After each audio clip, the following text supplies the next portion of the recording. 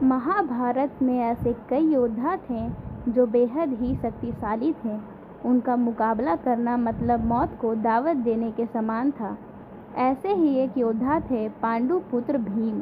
कहा जाता है कि भीम के अंदर 10,000 हाथियों का बल था। लेकिन क्या आप जानते हैं कि एक साधारण मनुष्य की तरह दिखने वाले भीम के अंदर इतनी शक्ति आई कहाँ से? इस रहस्य के बारे में बहुत कम ही लोगों को पता होगा। कहते हैं कि 10,000 हाथियों की शक्ति की बदौलत ही भीम ने एक बार नर्मदा नदी का प्रवाह रोक दिया था। भीम के अंदर इतनी शक्ति आने के पीछे एक रोचक किस्सा है। यह इस प्रकार है। भीम बचपन से ही काफ़ी शक्तिशाली थे। वह दौड़ने में, निशाना लगाने या कुश्ती लड़ने सभी खेलों में धृतराष्ट्र के पुत्रों यानी कौरवों को हरा देते थे। हालांकि उनके अंदर कौरवों के प्रति कोई द्वेष नहीं था, लेकिन दुर्योधन के मन में भीमसेन के प्रति दुर्भावना शुरू से ही थी और दुर्योधन ने उचित अवसर मिलते ही भीम को मारने का विचार किया।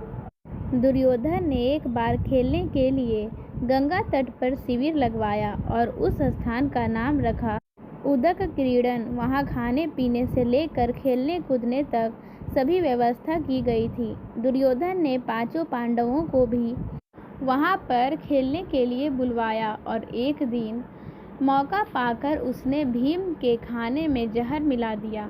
जब भीम ये विष भरा खाना खाकर बेहोश हो गए, तब दुर्योधन ने दुशासन के साथ मिलकर उन्हें गंगा में फेंक दिया।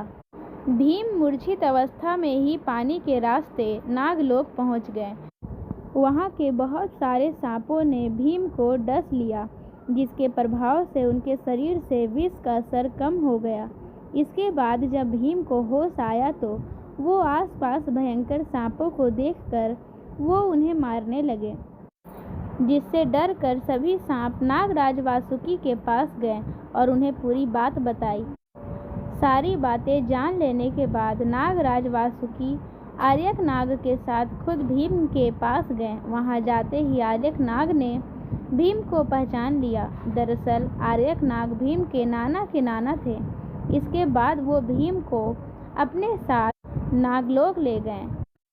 वहां उन्होंने नागराज वासुकी से भीम को उन कुंडों का रस पिलाने की आज्ञा मांगी जिसमें हजारों हाथियों का बल था। बाद में नागराज वासुकी ने इसकी आज्ञा दे दी और तब भीम 8 कुंडों का रस पीकर एक दिव्य सैया पर सो गए। नागलोक में भीम 8 दिनों तक सोते रहे और जब वो जागे तो उनमें 10,000 हाथियों की शक्ति आ गई थी।